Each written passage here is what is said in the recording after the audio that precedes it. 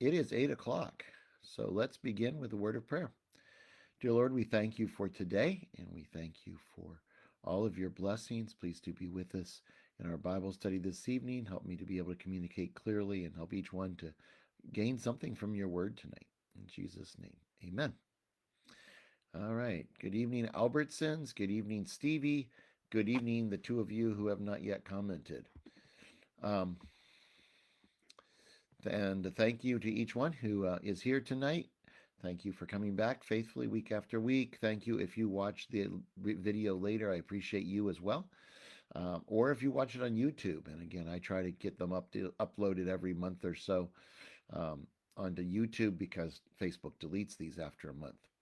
Feel free to make comments during Bible study and or on the Facebook live in the comments there if you would like to do that. I'd be happy to respond to you. My employer, my church, don't take any responsibility for anything I say. So we are in 1 Corinthians. We've been here for several months. Originally did this for a Sunday school lesson. Good evening, Lorraine. Um, Originally did this for a Sunday school lesson. Also did it at Clinton Camp, but it's been many years. So it's been really good, enjoyable for me to get back to it. A quick couple of comments. I will not be having class next week because we will be getting company right about the time this Bible study would be on. And then it's a little further down the road, but I won't be here March 27th because we have revival that night. So there'll be a couple of weeks here in March that we won't be having Bible study. So that's as is. So we are tonight in 1 Corinthians 13. Now, this is part of a subsection on worship. Paul started in chapter 11 talking about hair in context of worship.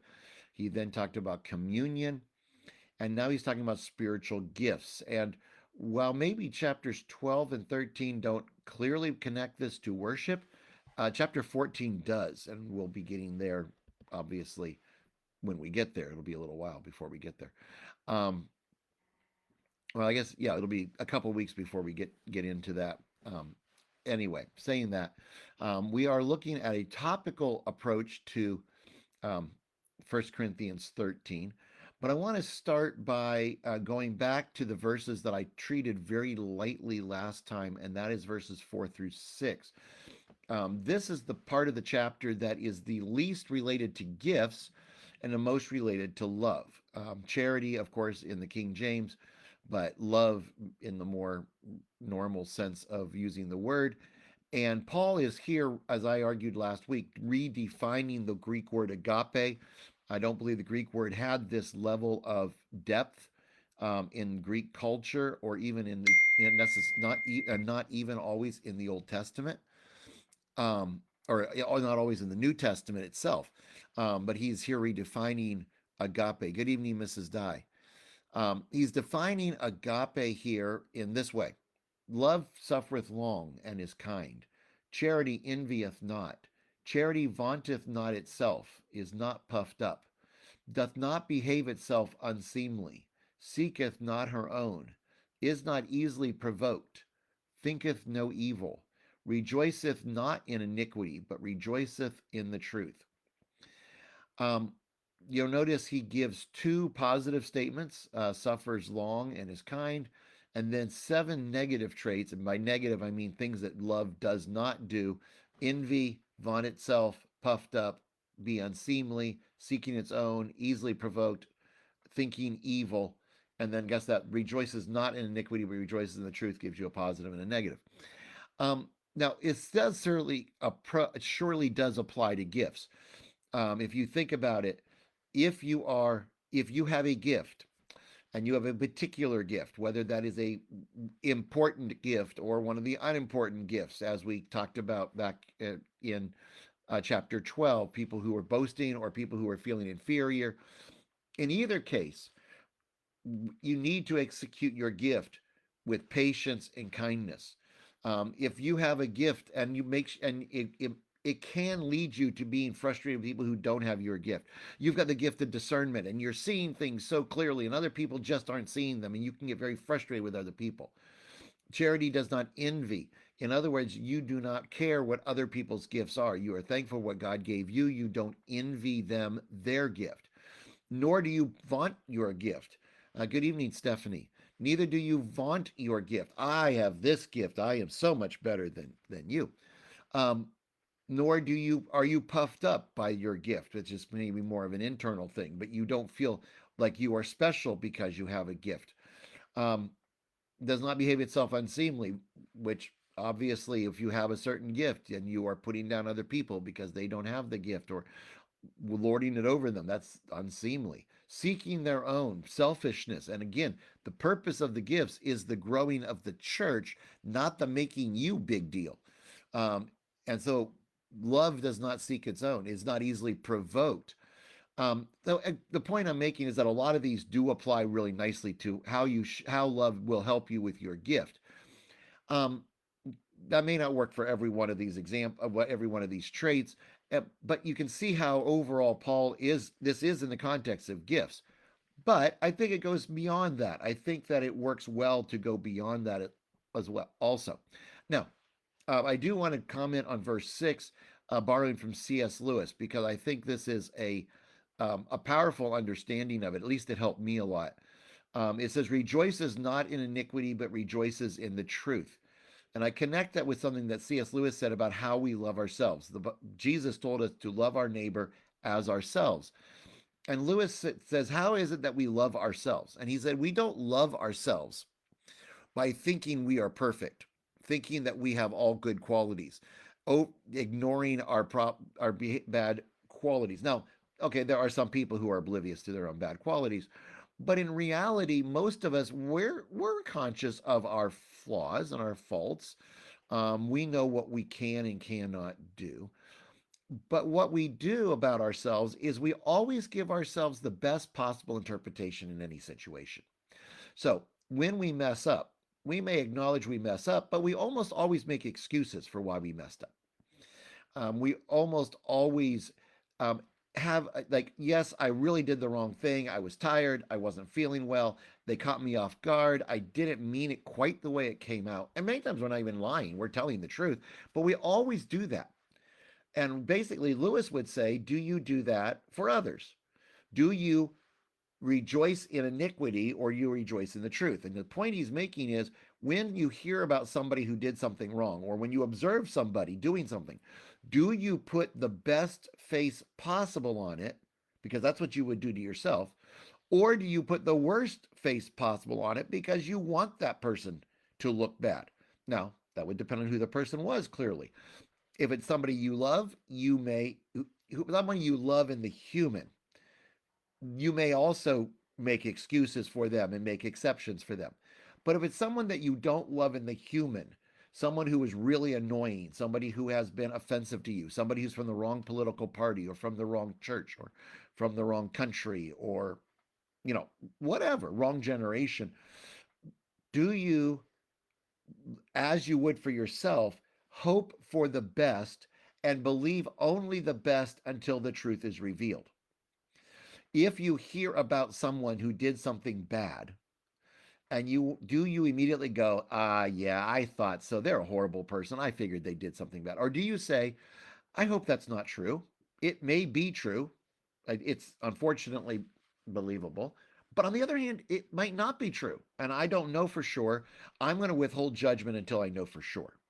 And when you find out, oh, they didn't actually do it, does it make you feel good to know that even though this person, in whatever context, is someone you are not humanly wanting to support, yet you feel good because they're not as bad as you thought they were? Or are you a little disappointed because you really kind of wanted to vilify them? And Lewis's argument is that if we're loving our neighbor as ourselves, we will never rejoice in iniquity. We're never going to be happy because we hear someone did wrong or did badly, or even, it's not really iniquity, but even that bad happened to them. We're never going to rejoice in the bad. We will rejoice in the truth because love is not stupid. Love does not ignore the truth. Even with ourselves, we acknowledge, we not always, I realize sometimes we're very self-deceptive, but generally we do acknowledge the truth about ourselves. We just try our best to make it as good as possible. Do we do the same for others? Do we accept the truth and say, okay, yes, this thing did happen. This person is at fault. I'm sorry, but it's truth. and therefore it is real. Now, that what we do with it after that is another question. We do acknowledge the truth. We always have to, as Christians, as those who follow God, acknowledge the truth. But do we rejoice in the truth, or do we rejoice in iniquity? And it's part of Lewis's argument that if we're loving our neighbor as ourselves, this is how we would do it, because that's how we love ourselves. And Paul here mentions it in the context of perfect love. Okay. Now, that was kind of still finishing the verses, but I wanted to do those verses with this. Well, I would have gotten to it last week if I'd had time, and I didn't. But it fits nicely with this. Um, so, side trail back into history. When I was a teenager in high school, the youth reading course books were um, promoted every year. You were supposed to try to read them if you were a teenager. And I was one of those teenagers who loved to read and felt conscientious. And so I read every youth book every year. And generally, they had one youth book that was theological and ridiculously hard for a teenager to read. Um, I think there was one year the book was actually easy to read, and I think every other year the theology book was just heavy. One year, and I don't remember which year it was, the book was A Plain Account of Christian Perfection by John Wesley.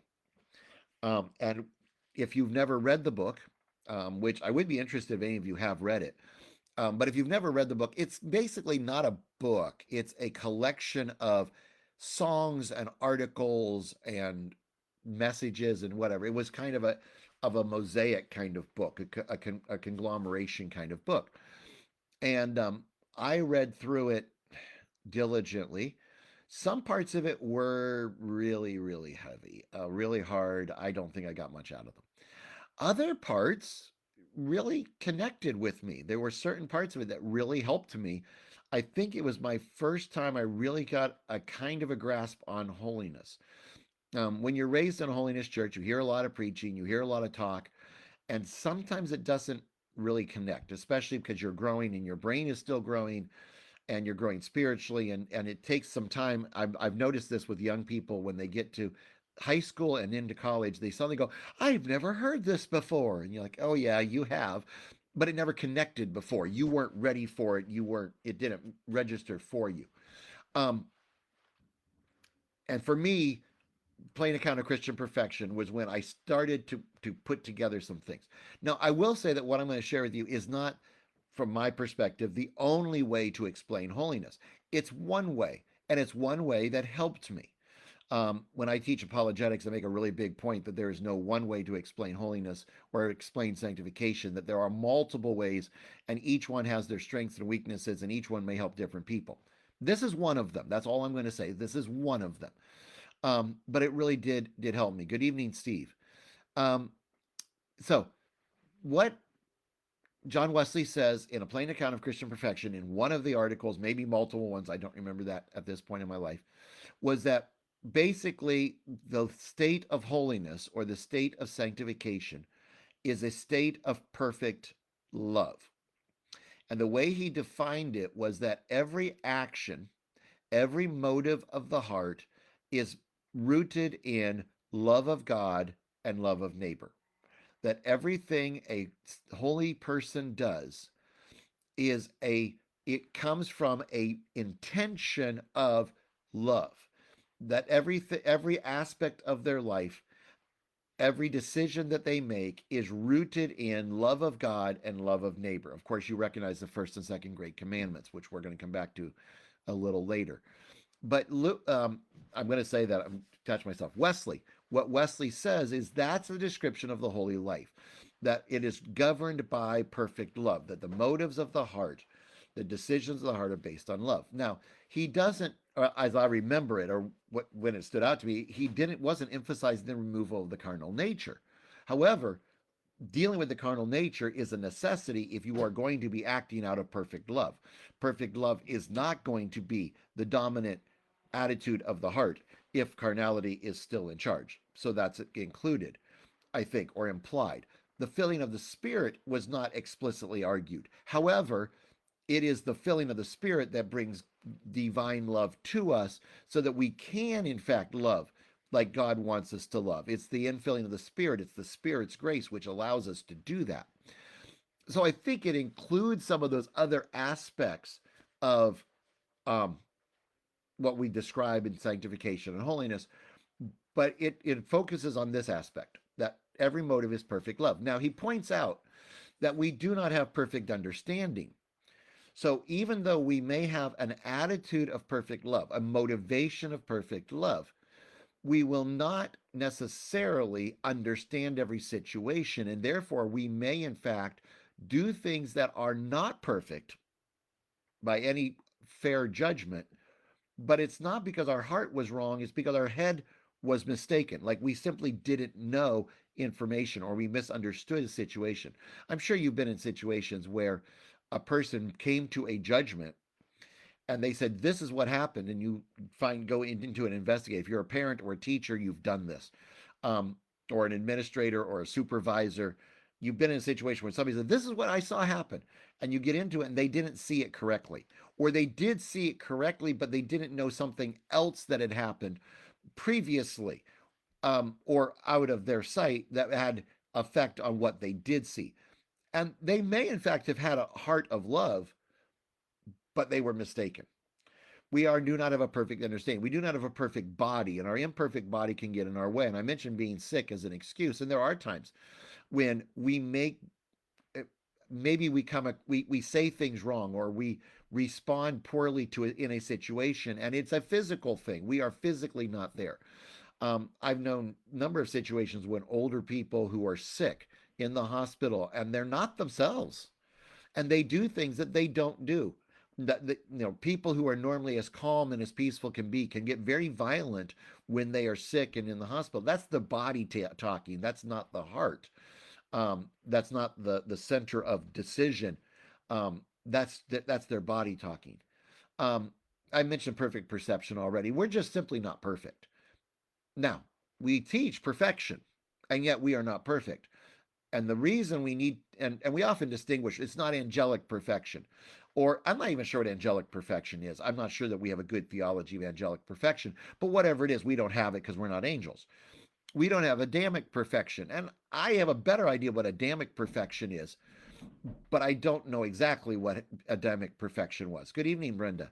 I've had discussions with ninth and 10th graders over what it means to be a perfect human being and whether or not you would ever miss a basket if you were a perfect human being, or whether you'd have to learn if you were a perfect human being.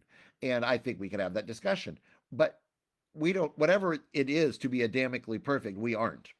We're not glorified perfect. We are going to be perfect when we are glorified, whatever that means, which again, I have some ideas about what that means, but I don't exactly know how perfect we're going to be. I mentioned, I think last week or the week before, that we'll never be omniscient because that's a trait of God.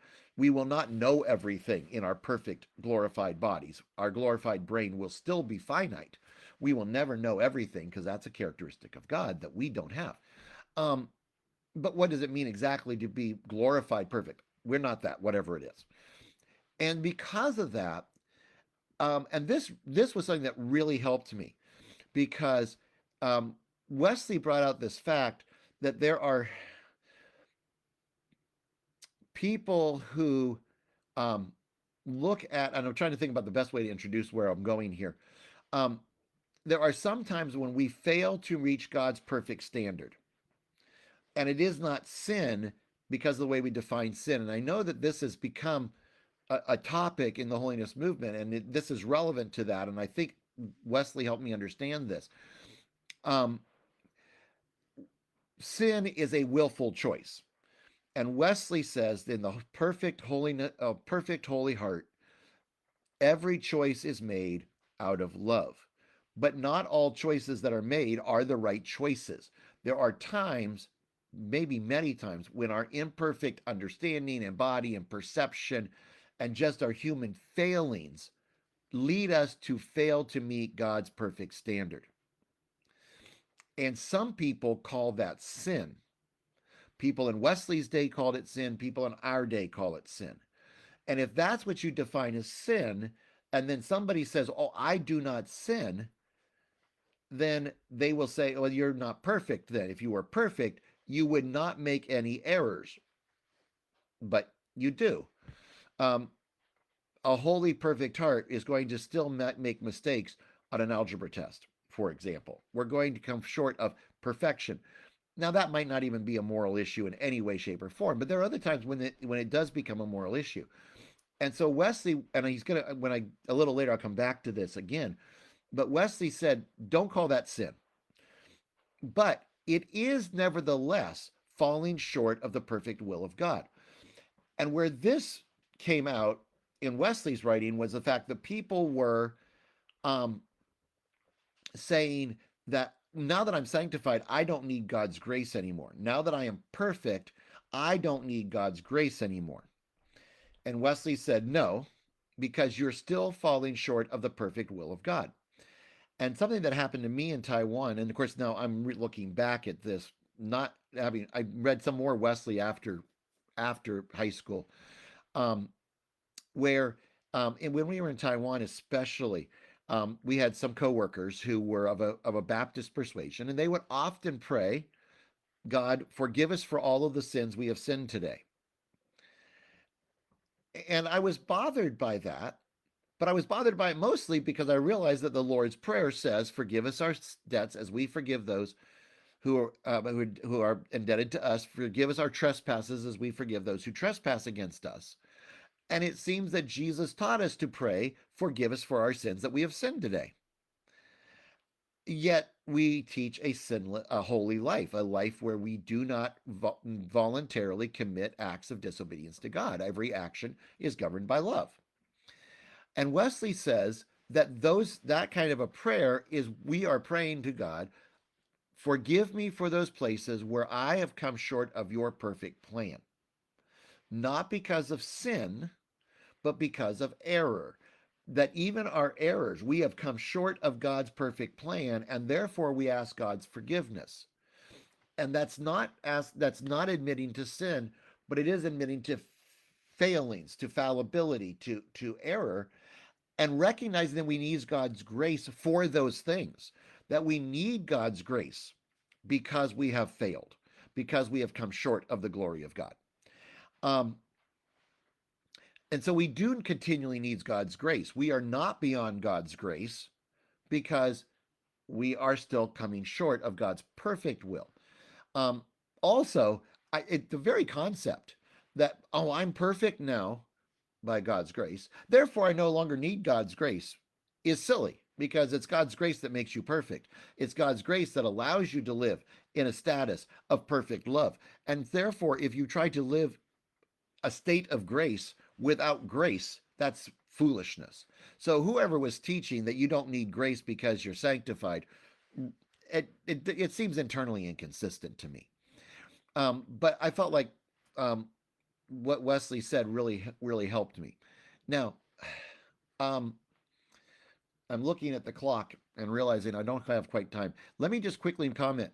If you go through the scriptures, there is a combination of the basic commandments: love the Lord your God with all your heart, soul, mind, and strength, and your neighbors yourself, both in the Old and New Testaments, both in Jesus and in the epistles. You also have this demand of holy living from Abraham all the way through. There is a demand for holy living, and um, there's a connection often between loving God and obeying Him. If ye love me, keep my commandments. There are so many places where that comes through. Jesus even says those the first two commandments: love God, love neighbor, is all of the commandments. So loving is covering the commandments. Perfect love means perfect following of God's commandments. Again, from the heart motivation. Okay, what I want to do in the last few minutes here is to read some Wesley quotes. Now, when I was studying this, I found a place where Wesley had gathered a lot of his quotes, of his own quotes, in response to people. I think they were arguing that he had changed his teaching, and he wanted to argue that he had never changed his teaching. And so he had quotes from throughout his time. And I would just want to read some of them to you because I'll be honest with you, I don't read Wesley. I haven't read an original Wesley in quite a while. But when I have, periodically, I'll go to Wesley because I'm studying something and I want to know I find Wesley to have a lot of brilliant stuff to say. Not perfect man. He had his own flaws, but he comes across sometimes brilliantly. So let me share a few things with you. This actually comes from 1739 in a tract. A Methodist is one who loves the Lord his God with all his heart, with all his soul, with all his mind, and with all his strength. God is the joy of his heart and the desire of his soul, which is continually crying, whom have I in heaven but thee?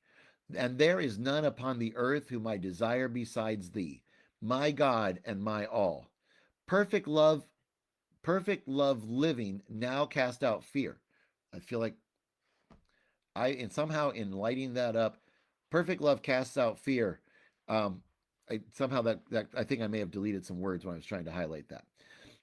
And then he goes on a little further. For indeed he prays without ceasing.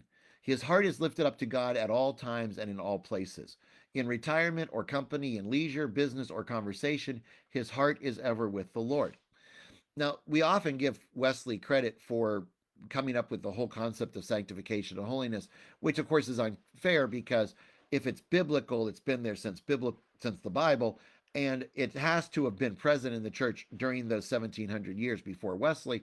It just doesn't make sense that it was completely obliterated, and it wasn't. Um,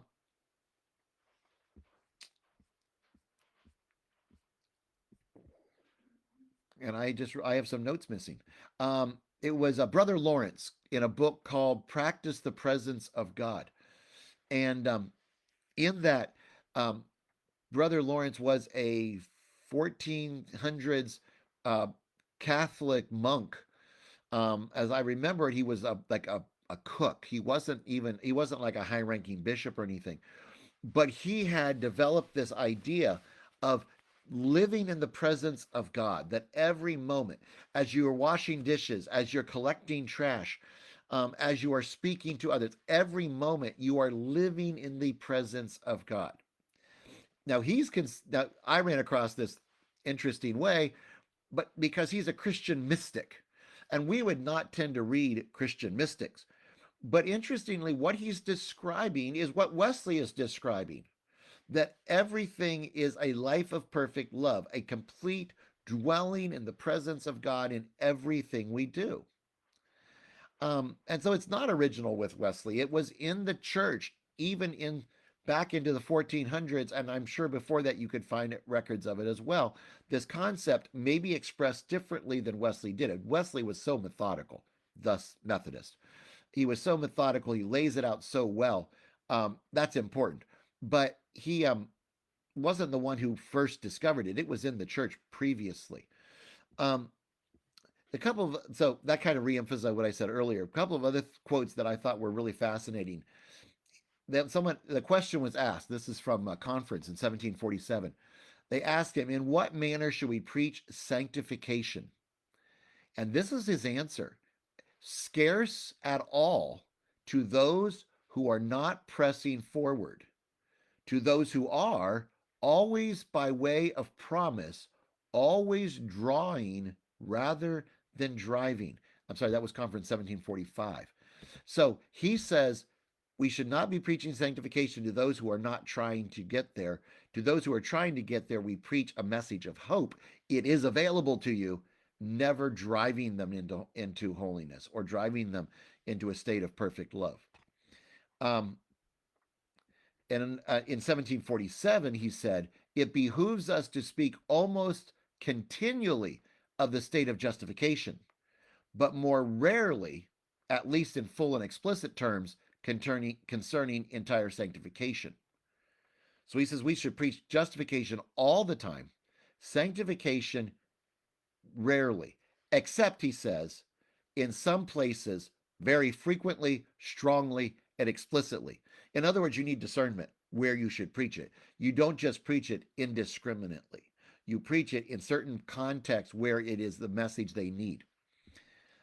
This was really fascinating. I know I'm running out of time, but I want to share this with you. Um, they asked Wesley, "Can you show us one example? Where is he that is thus perfect?" And Wesley's response was, "If I knew one here, I would not tell you, for you do not inquire out of love. You are like Herod. You only seek the young child to slay it." So he basically says, I'm not going to lift anyone up as an example of perfect love because your goal is to destroy them. You don't really want to see an example. You just wanted somebody to attack and destroy. But he says early down below, he's like, if you set somebody up as here's your example of perfect love, you could destroy that person just by the fact that now everybody's looking at them and they suddenly find themselves in the spotlight of you're perfect. And that can you just imagine how that would feel. Um, I hope that's never happened to any of us, but I unfortunately could see it could happen. But to lift somebody up like that would be damaging to them. So Wesley says, don't point to examples of it necessarily. Again, I don't think he would say never do it, but again, discernment. Um,